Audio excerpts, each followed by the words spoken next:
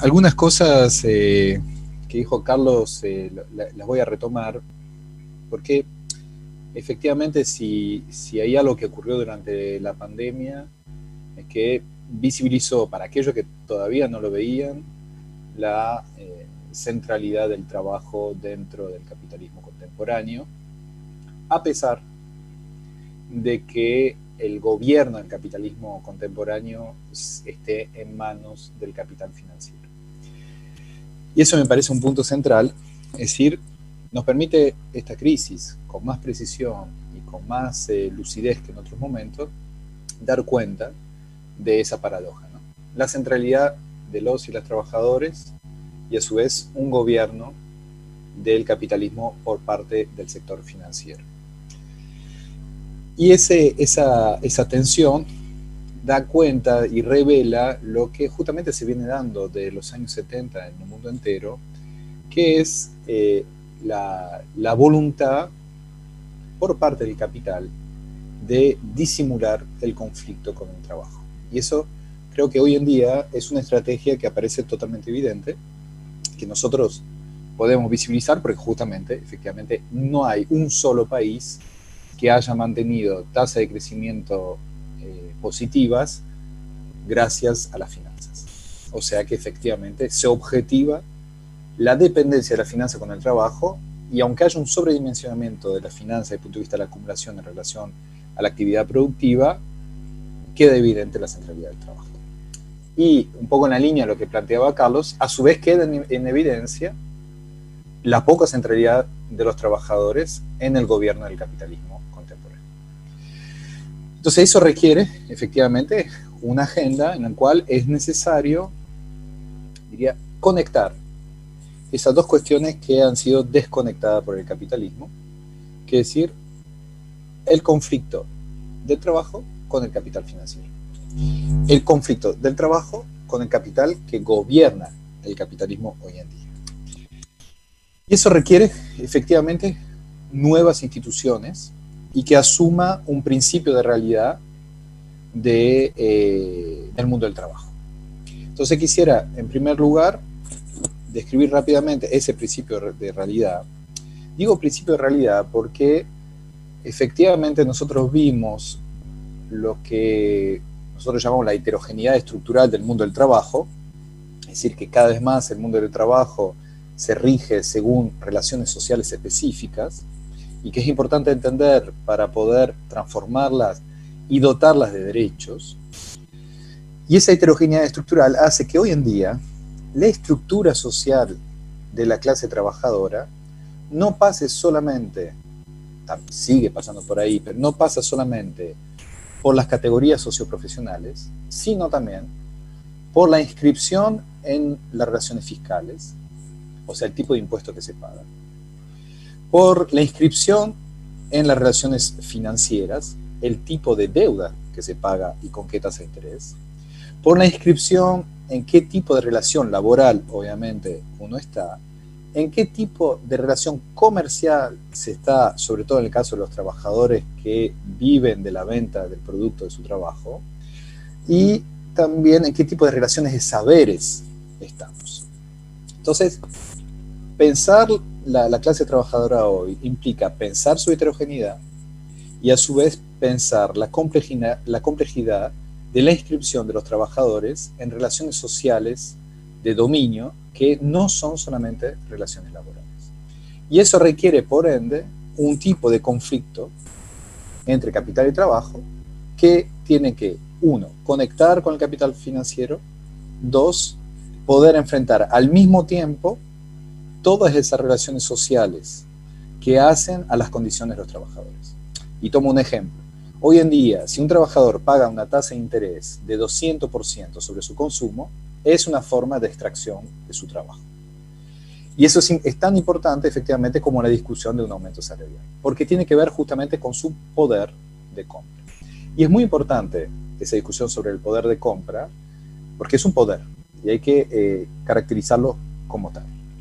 Entonces, sobre la base de esa caracterización, justamente lo que vemos en la pandemia es que muy lejos de ser optimista sobre el devenir de la pandemia, y coincido totalmente con el análisis que hacía Carlos recordando la crisis de 2008, donde varios veían ya el ocaso o el fin del capitalismo financiero y nos dimos cuenta que, por lo contrario, observamos su profundización. Y aparentemente, dado las relaciones de fuerza que hoy en día observamos, mirando actores concretos, vemos que efectivamente los acreedores financieros están muy fuertes. Y lo hemos visto en la negociación argentina con los acreedores privados, porque finalmente hemos logrado ganar tiempo, hemos logrado un buen acuerdo, hemos logrado pasar de una tasa de interés del 7% al 3%, pero finalmente no hubo grandes quitas sobre el capital, lo cual creo que objetiva una fuerza de los acreedores a nivel internacional, y la Argentina es una señal de eso a nivel mundial. Con lo cual, no veo indicadores de una disminución del poder financiero. Lo que sí podemos observar, que ya está ocurriendo, que tiene que ver con una renacionalización en los países centrales de los dispositivos productivos, ¿no? Vemos grandes industrias automotrices, por ejemplo, en Europa, que ya repatriaron capital a nivel nacional, con lo cual eso, desde el punto de vista de la División Internacional del Trabajo, complica todavía más los países periféricos que llegan a ser dependientes productivamente de los países centrales. ¿A qué nos lleva eso? De mi punto de vista, nos lleva en primer lugar a un diagnóstico que, desde el punto de vista de la clase trabajadora, cuanto más centrado el proceso productivo esté en el nivel nacional y en los circuitos nacionales, mejor. Y eso es complejo cuando justamente estamos en un país como Argentina, que está sobreendeudado, que está negociando su proceso de deuda y que tiene restricciones externas de punto de vista justamente del acceso al mercado de divisas, o sea, del acceso a los dólares. ¿Qué significa eso? Si usted tiene que pagar deuda externa en dólares a niveles altos y que a su vez no producen dólares a nivel nacional, obviamente orienta todo el sistema productivo hacia la exportación. Y eso genera una gran contradicción desde el punto de vista de lo que planteaba anteriormente. Con lo cual ahí hay un elemento fundamental para la clase trabajadora, es poder reivindicar, defender y proponer desde la clase trabajadora un modelo de desarrollo centrado en la producción y en el trabajo. Y cuando hablo de un modelo de producción centrado en la producción y en el trabajo, significa retomar poder de compra, disputar la distribución de la riqueza y la redistribución de la riqueza en función de la producción, en primer lugar, y no solamente del consumo. Porque ahí sí me temo que podemos entrar en un nuevo sesgo en el cual se priorice la exportación y la reactivación por el consumo por sobre la resolución de los problemas de acceso al dólar, que es un problema central, pero que a su vez la distribución y la redistribución de la riqueza pase por una articulación virtuosa entre producción y trabajo. Eso me parece que ahí tenemos que darnos un debate dentro de nuestra propia fuerza política para no equivocarnos en el sendero que vamos a tomar ahora. Eso en términos de la articulación entre lo que es el conflicto financiero, la heterogeneidad de la clase trabajadora, poder pensar el conjunto de relaciones sociales en las cuales están inscritos los trabajadores y qué tipo de modelo productivo creo que deberíamos promover. En esa misma línea, me parece clave que justamente por eso que marcaba Carlos de que no se cuestiona un regreso del Estado, creo que estamos en condiciones de reivindicar un Estado social. Un Estado social, diría un Estado con guión social, es decir, un Estado donde lo social está en el Estado. Y voy a tomar un ejemplo, y no porque esté Carlos en la mesa, sino porque justamente si hay algo que ha hecho el Ministerio de Trabajo durante la gestión de Carlos, fue encontrar una articulación entre Estado, mundo sindical y mundo académico. Me acuerdo en ese momento en la subsecretaría de Marta Novik, donde justamente se daba ese encuentro entre lo que supuestamente será fuera del Estado y lo que es el Estado.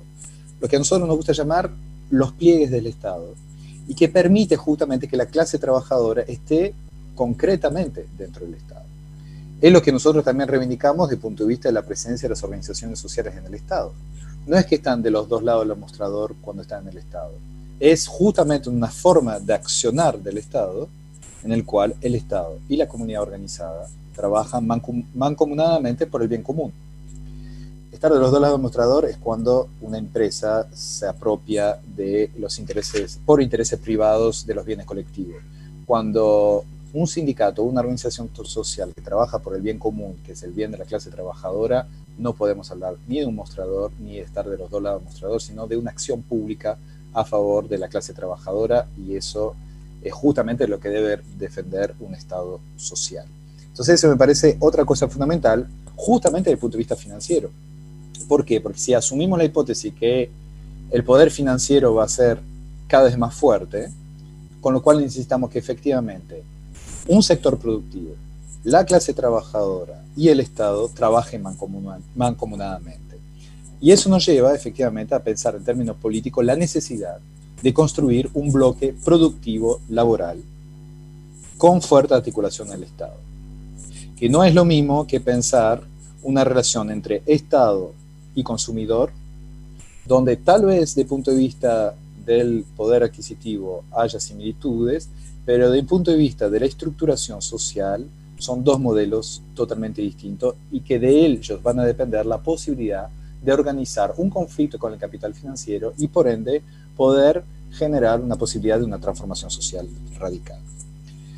Y en ese punto quiero terminar con algunos ejemplos muy concretos para agregar al llamado que comparto de la mayor participación de los trabajadores a la organización productiva.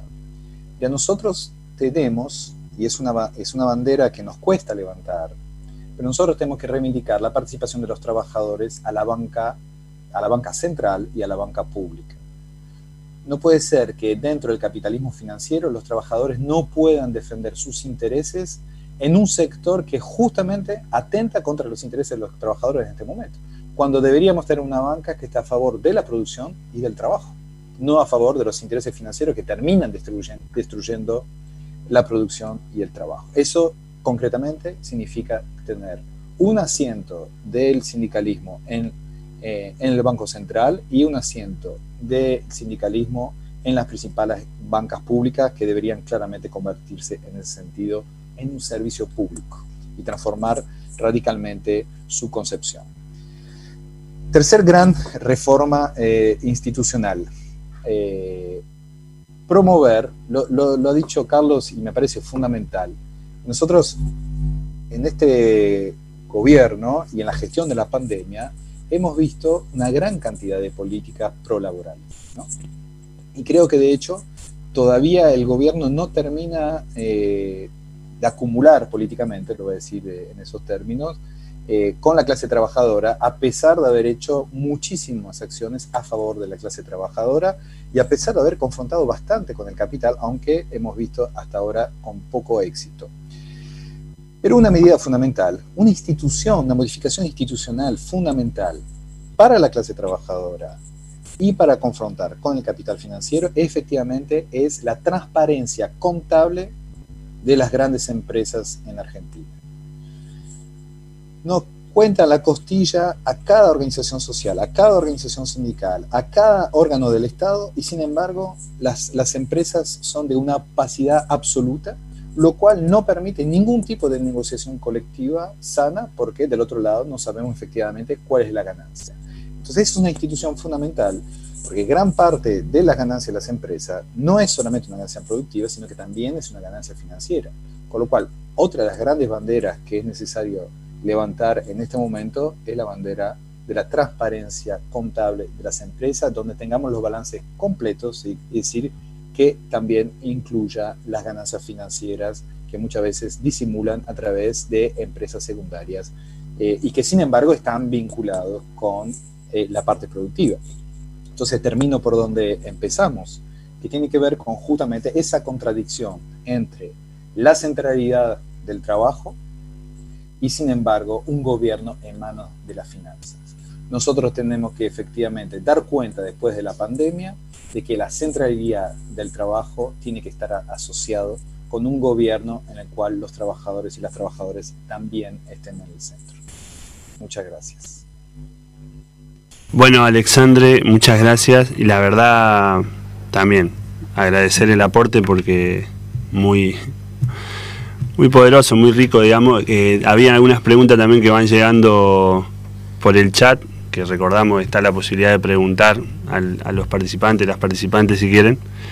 Pero bueno, un poco las fuiste respondiendo, pero igual para por ahí si profundizar, vos hablabas, y también Carlos, de la necesidad de mayor participación de los trabajadores y las trabajadoras en varios puntos clave, digamos, decisiones clave. Y también señalaste en un momento cómo se está dando, incluso en este contexto en Argentina, la disputa con el capital, con poco éxito, dijiste, como al pasar. Entonces la pregunta viene por ahí, por el lado de cómo hacer, cómo dar ese paso a tener más participación del movimiento obrero organizado, las organizaciones libres del pueblo, en esos puntos clave que vos mencionaste y que también Carlos mencionó. Muy breve, pero... Bueno, yo diría que, lo voy a decir así de manera muy gráfica, nosotros, me parece muy acertado que el gobierno de Alberto haya iniciado la gestión de la pandemia desde la propuesta de un gobierno de unión nacional, y me parecería muy acertado que termine la pandemia desde un gobierno de unión popular. Y eso implica justamente asumir que va a haber un conflicto con el capital. Y que ese conflicto con el capital no significa, y eso es muy importante, contrariamente, digamos, a esos imaginarios absolutistas de que hoy en día corren las calles de los anticuarentena, de que vamos a ir a por todo. Significa justamente que lo que es necesario en un capitalismo maduro es organizar una institucionalidad, es decir, organizar un conflicto entre capital y trabajo. Y que eso lo que garantiza, lo que produce, es algo fundamental que se llama integración social. O sea, que genera la condición y las posibilidades de coexistencia. Entonces, efectivamente, no es que el problema de la distribución de la riqueza no es un problema ideológico, en el punto que planteaba Carlos. Es un problema de condición de posibilidad de una vida en común. Es totalmente distinto, ¿no? Porque a veces se plantea como, sobre todo ahora que se vuelve a hablar de socialismo, de comunismo, es fascinante, digamos, ¿no?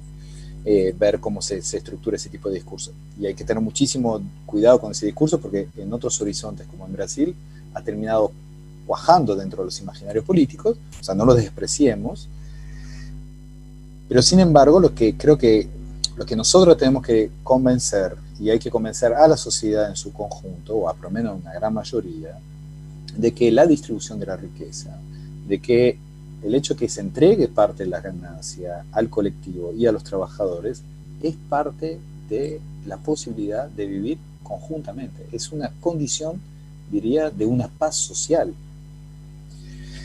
Y eso implica, por ende, primero, una gran unión de la clase trabajadora. Segundo, poder lograr una articulación entre la clase trabajadora y un sector del capital productivo, es decir, cuyos intereses están vinculados a la producción y por ende indirectamente a tener conciencia y visibilizar la centralidad de los trabajadores. Y eso delimita un territorio del conflicto donde del otro lado los adversarios, y digo adversarios y no enemigos, los adversarios son aquellos que promueven un país de renta y de ganancia financiera. Y eso organiza el conflicto capital-trabajo de manera totalmente distinta. Con lo cual, efectivamente, hay algunos patrimonios que sí constituyeron sobre la base rentística. Hay algunas grandes ganancias que se organizan sobre la base rentística. El problema de la Argentina son los rentistas, que por otra parte terminan teniendo un discurso productivista y que ellos supuestamente son los que construyen la patria. Pero los que construyen la patria son los trabajadores y es la producción. Y no hay producción sin trabajadores. Entonces, ese es el eje fundamental de un conflicto. Y cuando digo convencer y persuadir, tiene que ver con no solamente apelar, digamos, o sea, tenemos que apelar a una serie de argumentos razonables, pero además realmente tenemos que concientizar de los riesgos que corre la sociedad si sigue por el sendero en el que está. No quiero agitar las banderas de la clase peligrosa, pero un poco hay que agitarlas. O sea, realmente estamos al borde de un desborde de violencia que solo una institucionalidad justa puede contener, ¿sí? O sea que la justicia social hoy en día no es una alternativa ideológica, es una necesidad societal para que podamos vivir juntos.